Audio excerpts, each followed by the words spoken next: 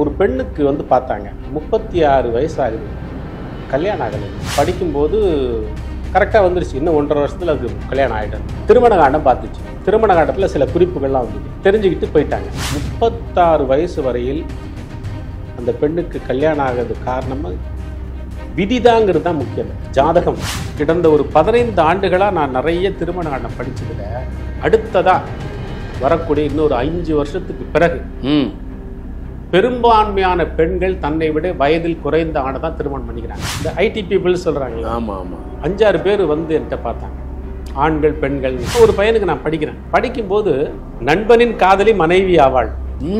என்னையா அந்த நாட்கள் படம் மாதிரி இருக்கு. எல்லாம் சிரிக்கிறாங்க. இவன் தோளை தொட்டு ஒருத்தன் தலையை பிராண்டி, ஒருவேளை என் காதலி நீ கல்யாணம் பண்ணிக்குவோ, ஒருவேளை என் காதலி நீ கல்யாணம் பண்ணிக்குவோ, என்ன பெருந்தன்மை. இதெல்லாம் ஏன் அவ்வளோ ஜாலியாக அவங்க எடுத்துக்கிட்டாங்க. அவ்வளோ சுமாரான பர்சனாலிட்டி இந்த பையன். சின்ன வயசு வடிவேலு. சரி, புரியுது புரியுது. அது மாதிரி பர்சனாலிட்டி. அப்போ சிரிக்கிறானுங்க எல்லாரும். சரி சரி. எல்லாம் போன பிறகு வந்தான், என்னங்க அப்படி சொல்லிட்டீங்க, எல்லாருமே தலை குனிகிற மாதிரி ஆயிடுச்சு, இவனுங்க வேற விடமாட்டானுங்க, ரொம்ப அசிங்கப்படுத்தும் அப்படிலாம் சொல்லிட்டு போயிட்டாங்க. முடிஞ்சு 3 வருஷம் கழிச்சு அந்த பையன் வந்தான். அப்படியே சிவகார்த்திகேயன் மாதிரி வந்தாங்க, வேற மாதிரி. தசாபதி மாறிடுச்சு சார். காலம்தான் எல்லாத்தையும் தீர்மானிக்குது.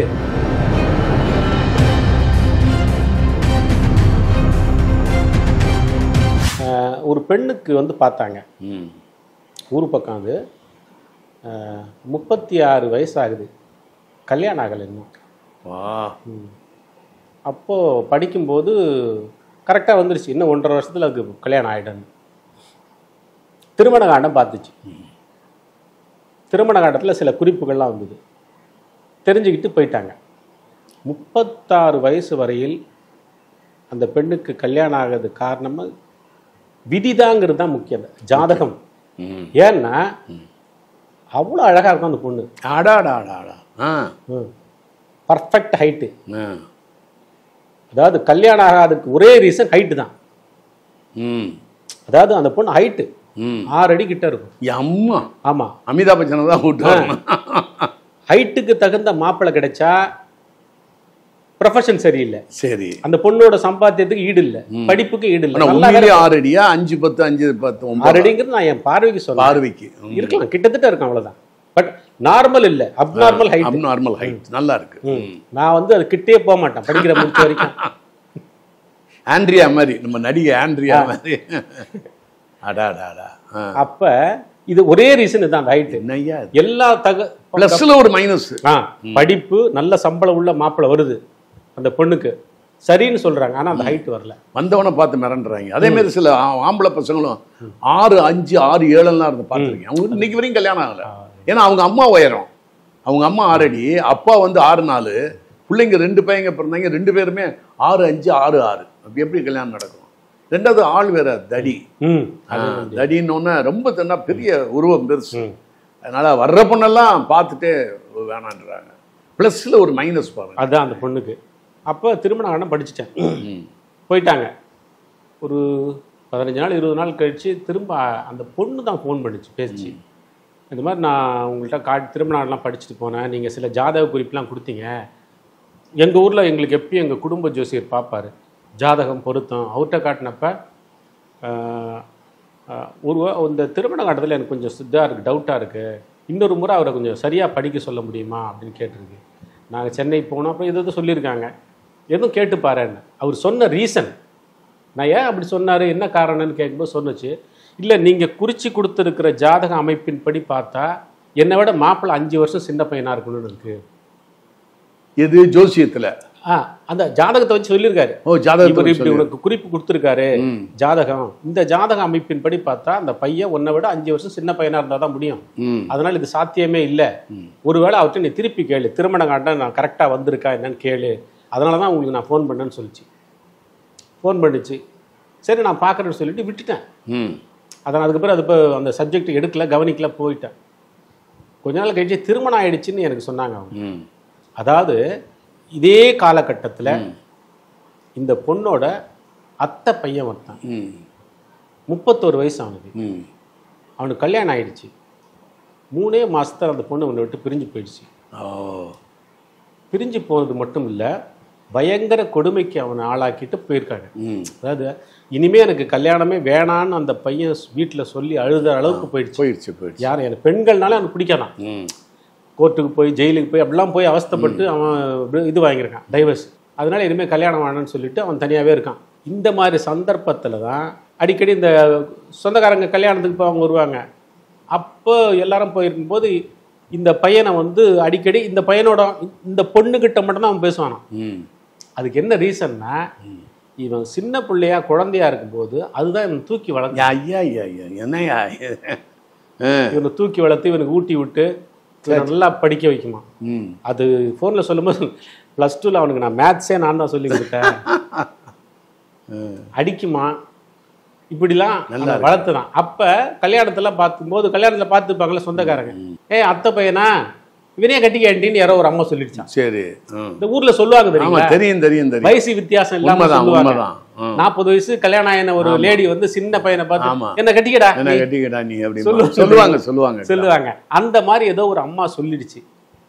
அத அந்த பொண்ணோட அம்மா கேட்டிருக்காங்க, பையனோட அம்மாவும் கேட்டிருக்காங்க. அன்னைக்கு சாயந்தரமே அந்த கல்யாண விசேஷம் முடிஞ்ச சாயந்தரமே மண்டபத்திலே வச்சு இப்படிலாம் இருக்கே இவ்வளவும் சொல்றாங்களே அப்படின்னப்ப இந்த பையனு அந்த பொண்ணுகிட்ட மட்டும் தான் பேசுவான். ஏன்னா அந்த சின்ன பிள்ளையிலேருந்து அவன் தூக்கி வளர்த்தனால இன்னைக்கும் அவனை வந்து அவனை ஒரு ரொம்ப நெருக்கமாக தான் அவனோட இருக்குமா. அப்படி சொன்னதை எல்லாம் பேசி கீசி சரி இவன் கல்யாணமே வேணாங்கிறான், பொண்ணை கண்டாலே பிடிக்கலங்கிறான், இவளுக்கு ஏற்ற மாப்பிள்ளை கிடைக்கும் கிடைக்காது, இவன் ஹைட்டுக்கு ஓகே இந்த பையன். அப்போ பேசி முடிச்சிட்டாங்க. இந்த பொண்ணோட 5 வருஷம் அவன் இளையவன். இது எதுன்னா எந்த இடத்துல வந்து அந்த விதி ஒருத்தரை சேர்க்குது பாரு. இது மாதிரி முக்கியமான விஷயம் என்னன்னா, கிடந்த ஒரு 15 ஆண்டுகளாக நான் நிறைய திருமண ஆண்டம் படித்ததில் அடுத்ததா வரக்கூடிய இன்னொரு 5 வருஷத்துக்கு பிறகு பெரும்பான்மையான பெண்கள் தன்னை விட வயதில் குறைந்த ஆணை தான் திருமணம் பண்ணிக்கிறாங்க. அப்பா, இது ரொம்ப முக்கியமான விஷயம். பெரிய செய்தியா இருக்கு. ஆமா, ஒரு 6 மாசம் 1 வருஷம் ஏதோ ஒன்று ஒரு 7 வயசு வந்து பெண்கள் இளமையா இருப்பாங்க. இப்ப 7 வயசு பெண்கள் மூத்தவங்களா இருப்பாங்க. அடாடாடா, பெரும்பான்மையான பெண்கள் என்ன நான் படிச்சதுல அனலைஸ் பண்ணி பார்த்துருப்பேன் எப்படி வருது இந்த மாதிரி வருது அப்படின்னு. ஸோ அந்த பெண்கள் பெரும்பான்மையான பெண்கள், அதே மாதிரி ஆண்களும் அப்படிதான். வயசுல மூத்த பெண்ணா இருக்கேன்னுலாம் பெருசா அவங்க பாக்குறது இல்லை. இந்த 5 வருஷம் கழிச்சு அதிகமாகவே ஆயிடும். இது ஒரு சொசைட்டிலே ஒரு முக்கியமான தகவல். சரி, பெரிய விஷயம், வருந்தத்தக்க விஷயம்தான். அதாவது இது வந்து ஆரோக்கியத்துக்கு சரியில்லை, ஹெல்த் சரியில்லை அப்படி இப்படிங்கிறாங்க. கொஞ்ச நாள் வாழ்ந்தாலும் நாங்கள் ஹாப்பியாக வாழ்ந்துட்டு போகிறோங்கிறாங்க. ஒரு நாள் ஒரு பொழுதாவது. நீங்கள் சொல்கிற காரணம் என்ன? பெண்ணுக்கு சீக்கிரம் வயசாயிடும், ஆண் இளமையாக இருப்பான், அவன் இளமையாக இருந்து நீ வயசாயிட்டுனா அவன் வழி மாறி போவான் தானா சொல்கிறீங்க? ஆமாம், 10 வருஷம் வாழ்ந்தாலும் நாங்கள் ஹாப்பியாக வாழ்ந்துட்டு போகிறாங்க. போதும் உண்மை அப்படிதான் இருக்காங்க. ஆமாம், ஆனால் ஒரு ஆயிரங்காலத்து பயிருக்கிறத நினைக்கிறதே இல்லை. அதுதான் மாறிடுச்சுன்னு, அதான் கலியுகம்னு சொல்லிட்டு. மாறிடுச்சு கலியுகம் இப்படிலாம் ஒருத்தர் அதை நான் ஒவ்வொரு சம்பவம் பார்த்தீங்கன்னா ஏன் இப்படிலாம் வருதுங்கும் போது அன்னைக்கு சொன்னாங்க பாருங்க, கலியுகம் இப்படிதான் இருக்கும்னு. இப்போ இது நம்புற மாதிரி இருக்குல்ல, நம்புற மாதிரி தான் இருக்கு. இப்போ இது கலியுகம் தான், இது இப்படிதான் நடக்கும் அப்படிங்கிறது. இவ்வளோ நேரம் நான் சொன்னதெல்லாம் ஒரு வருத்தமான விஷயம், கலகலப்பான ஒரு சம்பவம். சரி, இந்த ஐடி பீப்புள் சொல்றாங்களா? ஆமா, ஒரு 5-6 பேர் வந்து என்கிட்ட பார்த்தாங்க, ஆண்கள் பெண்கள்னு. அதில் ஒரு எல்லாரும் பார்ப்பாங்க, அடிக்கடி வந்து பார்ப்பாங்க. ஒரு பையனுக்கு நான் படிக்கிறேன். படிக்கும்போது நண்பனின் காதலி மனைவி ஆவாள். என்னையா அந்த நாட்கள் படம் மாதிரி இருக்கு. அந்த மாதிரி படம் இருக்கு. அதாவது நான் அந்த வார்த்தையை நான் ஷார்ட்டாக சொல்லிட்டேன். ஓலைச்சூடில் அப்படி இல்லை, வேற மாதிரி இருந்தது. நான் ஷார்ட்டாக சொல்லும்போது நண்பனின் காதலி மனைவி ஆவாள்ட்டேன். எல்லாம் சிரிக்கிறாங்க. இவன் தோளை தொட்டு ஒருத்தன் தலையை பராண்டி, ஒருவேளை என் காதலி நீ கல்யாணம் பண்ணிக்குவோ, ஒருவேளை என் காதலி நீ கல்யாணம் பண்ணிக்குவோ, என்ன பெருந்தன்மை இதெல்லாம் ஏன் அவ்வளோ ஜாலியா அவங்க எடுத்துக்கிட்டாங்க? அவ்வளோ சுமாரான பர்சனாலிட்டி இந்த பையன், சின்ன வயசு வடிவேலு, சரி, புரியுது புரியுது. அது மாதிரி பர்சனாலிட்டி. அப்ப சிரிக்கிறானுங்க எல்லாரும். சரி சரி. என்ன இப்படி சொல்லிட்டீங்க, இதெல்லாம் நடக்குமாங்கிற மாதிரி அதை சொல்லாம சொல்லாம ஒருவேளை என் லவ்வரை நீ கல்யாணம் பண்ணுவீங்க எல்லாம் மாத்தி மாத்தி சிரிக்கிறாங்க. பெண்களும் சிரிக்கிறாங்க. இவ எல்லாம் போன பிறகு வந்தான், என்னங்க அப்படி சொல்லிட்டீங்க, எல்லாருமே தலை குனிகிற மாதிரி ஆயிடுச்சு, இவனுக்கு வேற விடமாட்டானுங்க, ரொம்ப அசிங்கப்படுத்துவானுங்க அப்படிலாம் சொல்லிட்டு போயிட்டாங்க. முடிஞ்சு 3 வருஷம் கழிச்சு அந்த பையன் வந்தான். அப்படியே சிவகார்த்திகேயன் மாதிரி வந்தாங்க, வேற மாதிரி. தசாபதி மாறிடுச்சு. டாடா டாடா. அப்படியே பார்த்தேன் ஆச்சரியமா, என்னங்க ஐயா நீங்க, என் வாழ்நாளில் மறக்க முடியாத சில உறவுகள்னு பார்த்தீங்கன்னா எங்க அம்மா, எங்க அப்பா, 3வது நீங்க தான். சரி. ஏன்னா அது நடந்துருச்சு. ஆமா. எப்படி என்ன சொன்னாரு? என்ன சொன்னாரு? அதுதான் சொல்ல போறேன். சரி. அதாவது எல்லாம் போயிட்டாங்க. ஒரு சந்தர்ப்பத்தில் இந்த பையனுக்கு அமெரிக்கா போகிறதுக்கு வேலை கிடைச்சிச்சு. போயிட்டான் அமெரிக்கா. அமெரிக்காவன் போய் 1 வருஷம் இந்த மற்ற பசங்கள்லாம் ட்ரை பண்ணுறாங்க, யாருக்கும் கிடைக்கல. 1 வருஷமா மேலே ட்ரை பண்ணிட்டு இருக்காங்க, கிடைக்கல. ஒரு பையன் இருக்கான்ல இந்த குரூப்ல, அவனுடைய காதலி பெண், அவளுக்கு கிடைச்சிச்சு அமெரிக்காவுக்கு. சரி. வேலை கலிஃபோர்னியா போய் இறங்குது. அங்க யார் ரிசீவ் பண்றா தெரியுங்களா? நம்ம பிரசன்னா. என்னையா இது? இந்த பையன் தான் பிரசன்னா, அவன் பேரு ஒரிஜினல் நேமே தான். சரி. ஏன்னா ஏன் சொல்லிட்டேன்னா அது தெரிஞ்சிடும். ஆமா. அது ஒண்ணு இது ஒன்றும் பெரிய ரகசியம் கிடையாது. ஒருத்தருக்கு தெரிஞ்சா தப்பா போயிடுங்கிற மாதிரி ரகசியம் இது இல்லை. அவன் தான் ரிசீவ் பண்றான். ரிசீவ் பண்ணி அந்த பொண்ணுக்கு எல்லா ஹெல்ப்பும் பண்றான். கால மாற்றல், பர்சனாலிட்டி ஆயிட்டான், அழகாயிட்டான். அந்த பொண்ணு எதிர்பார்க்காத அளவுக்கு பெரிய வேலை, கூகுள்ல பெரிய வேலையில் இருக்கான் இப்பயும். ஸோ அந்த வேலையில் இருக்கும்போது கொஞ்சம் கொஞ்சமா இங்க இந்த பொண்ணோட காதல் இருக்கான்ல, அவனும் ட்ரை பண்ணிருக்கான் அமெரிக்கா, போகும். இன்னை வரைக்கும் போக முடியல, அவனால வாய்ப்பு கிடைக்கல. ஸோ ஃபோன் சுவிட்ச் ஆஃப் இந்த பையனுக்கு. நம்பர் வேற, நல்லா இருக்கு, பேசுறது குறைஞ்சி போச்சு. சரி. பயம் வந்துச்சு எல்லாருக்கும், என்ன நடந்ததோன்னு. அந்த பெண்ணு அவனுடைய வளர்ச்சி, அவனுடைய அட்டாச்மெண்ட்டு எல்லாம் தெரிஞ்சு அவன் நல்லா ஹெல்ப் பண்ணுது. இதெல்லாம் பார்க்க பார்க்க பார்க்க கொஞ்சம் கொஞ்சமாக அவங்க நெருங்கி பழகிட்டாங்க. கல்யாணம் ஆயிடுச்சு. அதை சொல்ல தான் வந்தான். விதி காலம் நினைத்தால் எதையும் நடத்தி காட்டும். ஸோ அந்த காலம் தான் முக்கியம். லைஃப்ல எல்லாருக்கும் முக்கியமானது காலம் தான், டைம். காலத்தின் மேல நம்பிக்கை வச்சு நம்ம ஒரு ஒரு வேலையும் செய்யணும். இன்னைக்கு பட்ட அவமானம் இன்னைக்கு எப்படி மாறி போச்சு பாருங்க. எதுவுமே நிரந்தரம் அல்ல. அதான் உண்மை. எதுவும் நடக்கலாம், எதுவும் நடக்கலாம், இதுவும் கடந்து போகும். ஸோ காலம் தான் எல்லாத்தையும் தீர்மானிக்குது. உண்மை இல்லையா? அவன் சரி நடந்து போனா போது, இது நடக்குங்கிற நம்பிக்கையெல்லாம் அவங்க போல. ஏதோ கேட்டாங்க, நான் சொல்றத கேட்டுட்டு சரி ஓகேன்ட்டு போயிட்டாங்க, அவ்வளவுதான். ஆனா அது நடந்தது. அதான் இது என்னன்னா, அது எந்த அளவுக்கு அதை நடக்காதுங்கிற தொனில ஒவ்வொருத்தரும் அதை பத்தி கற்பனை பண்ணி அவனை பேசியிருப்பாங்க. ஸோ யாருக்கும் காலம் மாற மாற எதுவும் நடக்கலாம். எவ்வளோ கடுகளவு உயரத்தில் இருக்கிறவங்க கூட மலையளவு உயரத்துக்கு வர முடியுங்கிறதுக்கு இந்த மாதிரி சம்பவங்கள்லாம் நிறைய இருக்கு. இது நம்ம ஓலைச்சுவடியில் அந்த வார்த்தை அப்படியே அதாவது கூட பழகிற ஒரு பையனோட காதலி தான் நீங்க திருமணம் பண்ணிக்க, தோழி தான் திருமணம் பண்ணிக்க. அன்னைக்கு அது விளையாட்டா போச்சு. கொஞ்சம் எல்லாருமே நல்ல பர்சனாலிட்டி இருந்தா சண்டை போட்டு பிரிஞ்சு போயிருப்பானுங்க. இந்த பையன் அப்படி இல்லைங்கிறதுனால யாரும் அதை நம்பல. அடாடா, உருவ தோற்றமே மாறிடுச்சு. சில நடிகர்களுக்கெல்லாம் 3 மாசத்துலயே தோற்றம் மாறிடுச்சு. அந்த மாதிரிலாம் பார்த்துருக்கேன். தசாபதி மாறும்போது இவருக்கு தோற்றம் மாறுறது இல்லை, அவங்க தங்கச்சிக்கெல்லாம் தோற்றம் மாறும். இதாவது காசு புகழ், அவங்க வீட்டில் உள்ள தங்கச்சி அசிங்கமாக இருக்கும். இவன் ஓஹோன்னு வந்த பிறகு தங்கச்சி அழகாயிடும். என்னங்க தசாபதி, உண்மை. கரெக்டு.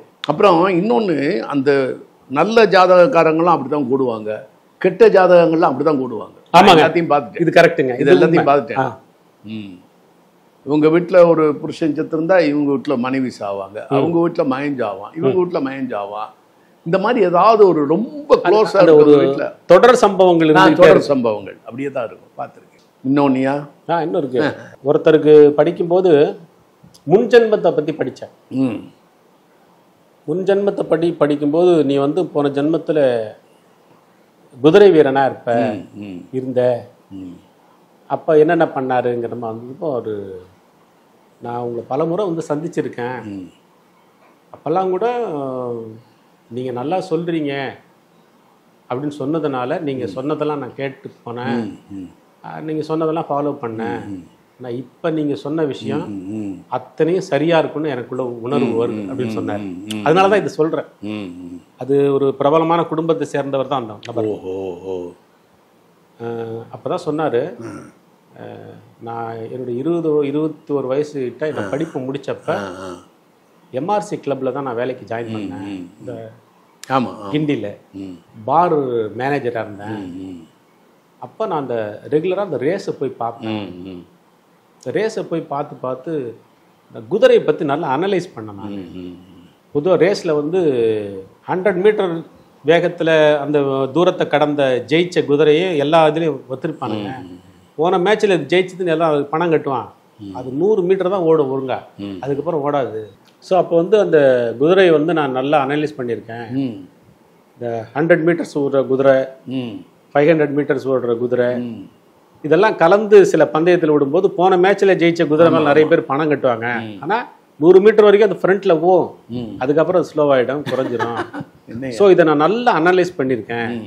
பண்ணிவிட்டு நானே இப்போ வந்து இந்த ரேஸில் யாராருக்கு என்னென்ன பணம் கட்டுங்கிறதுக்கு நான் கன்சல்டன்ட்டுங்கிறார். இப்படி இது வெளியில் தெரியாது, இது பிஸ்னஸ் கிடையாது. அவருடைய பிஸ்னஸ் வேற, பொலிட்டிக்கலாக அவர் வேற மாதிரி இருப்பார். பட் இந்த விஷயத்தில் நான் வந்து எல்லாருக்கும் டிப்ஸ் கொடுத்துட்டு இருக்கேன். காசு வாங்கிக்குவார். ஆமாம், வாங்கிக்குவார். பூனே போவேன், பெங்களூர் போவேன். நான் அடிக்கடி பெங்களூர் போகிறேன். சரி, பெங்களூர்ல என்ன வச்சிருக்கீங்க? அங்கே எதுவும் பிஸ்னஸ் கேட்டேன். இல்லை, ஃப்ரெண்ட்ஸ் எல்லாம் இருக்காங்க, பார்த்துட்டு வரேன் பட்டி தான். இது வந்து அந்த பூர்வ ஜென்மம்ங்கிறத படிக்கும்போது இந்த ஜென்மத்துல அதை கேட்கறவங்க அதை உணர்ற மாதிரி அந்த சம்பவங்கள் இருக்குன்னு சொல்லுவாங்க. அதுதான் முக்கியம், அதுதான் முக்கியம். சும்மா ஏதோ நான் போன ஜென்மத்தில் அப்படி இருந்தா இப்படி இருந்தா அப்படியா லிங்க் ஆகணும், இந்த ஜென்மத்தோட லிங்க் ஆகணும். அதான் அந்த கனெக்டிவிட்டி இருக்கணும். அதுதான் நான் சொல்ல வரேன். அந்த மாதிரி எல்லாருக்கும் இருந்திருக்கு. அந்த மாதிரி நிறைய பேருக்கு நான் படிச்சது வந்து அவங்க ஆச்சரியமா அதை வந்து சொல்லியிருக்காங்க, உண்மைதான் அப்படின்னு. ஏன்னா இதே மாதிரி இன்னொரு சம்பவம் இருக்கு, அப்புறம் சொல்றேன். பட் இந்த மாதிரி சில இதெல்லாம் அந்த பூர்வ ஜென்மத்தை பற்றி படிக்கும் பொழுது வரக்கூடிய சில குறிப்புகள் ரொம்ப ஆச்சரியப்பட வைக்குது. சில விஷயங்கள் வந்து நம்ம வெறும் கேள்வி பதிலாகவே புரிஞ்சிக்க முடியாது. சில சம்பவங்கள்லாம் வந்து உள்ளே இறங்கி உணர்வுபூர்வமாக தான் அதை தெரிஞ்சிக்க முடியும். சிலர் சொல்லுவாங்க பூர்வ ஜென்மம், அதெல்லாம் எப்படி சொல்ல முடியும், அது மாதிரிலாமா இருக்குன்னு கேட்பாங்க. உங்களுக்கு நம்பிக்கையில் இருந்தால் தானே தெரியும், இல்லை நம்பிக்கை இல்லைன்னு தெரியாது, வராது. எப்போவுமே தன்னுடைய கருத்தில் அப்படியே ஃப்ரோசன் ஆகிடுவாங்க ஐயா. அவங்க வேற இடத்துக்கு போகவே மாட்டாங்க. அது மதமாக இருக்கட்டும், நாத்திகமாக இருக்கட்டும், மார்க்சியமாக இருக்கட்டும், ஏதோ ஒரு ஐடியாலஜிக்குள்ள அவங்கள உள்ள போட்டு மூடிக்கிட்டாங்கன்னா அவங்களுக்கு வெளி அறிவே தெரியாது. கரெக்ட். கிளாஸ்ட்ரோஃபோபிக் நாலேஜ்னு பேர், அதுக்கு பேர் கிளாஸ்ட்ரோஃபோபிக். ஒரு எல்லைக்கு மேலே தாண்டதே இல்லை.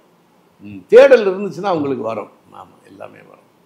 அதே மாதிரி ஒரு சம்பவம் வந்து ஒருத்தருக்கு அதே பூர்வ ஜென்மத்தை பற்றி படிக்கும்போது, பூர்வ ஜென்மத்தில் நீ விவசாயியாக இருந்த அப்போ இந்த கிணறு வெட்டுறதுக்காக அங்கே இருந்த புத்தை வந்து கலைச்சிட்டு அதுக்கு கிணறு கட்டினேன். அந்த புத்து பாவம் உனக்கு நாகதோஷம் இருக்குன்னு எவ்வளோ பலன் படித்தேன். அப்போல்லாம் சும்மா கேட்டுட்டு படித்ததுமே அழுத்தார். அதாவது என்னன்னா, அவருடைய 15 வயசுலேருந்து அவருக்கு ஒரு கனவு வருமா, அடிக்கடி வருமா, ஒரு மாதத்துக்கு ஒரு மாதத்துக்கு. ஒவ்வொரு முறையும் அந்த ஒரு பாம்பு வந்து அவரை துரத்துமா. என்னங்க அது? இப்போ அவருக்கு 50 வயசு. சரி, கிட்டத்தட்ட 35 வருஷம் அதை அனுபவிச்சிருக்காரு. தமிழகத்தின் அரசியல் புலனாய்வு வரலாறு நக்கீரன் பப்ளிகேஷன்ஸ். இந்த கோடை விடுமுறையை புத்தகங்களுடன் கொண்டாடுங்கள். உலக புத்தக தினம் மற்றும் கோடை காலத்தை முன்னிட்டு ஏப்ரல் 23 முதல் மே 30 வரை நக்கீரன் வெளியீடுகளான அனைத்து நூல்களுக்கும் 25% சிறப்பு தள்ளுபடி. புத்தகங்களால் கோடையை கொண்டாடுவோம்.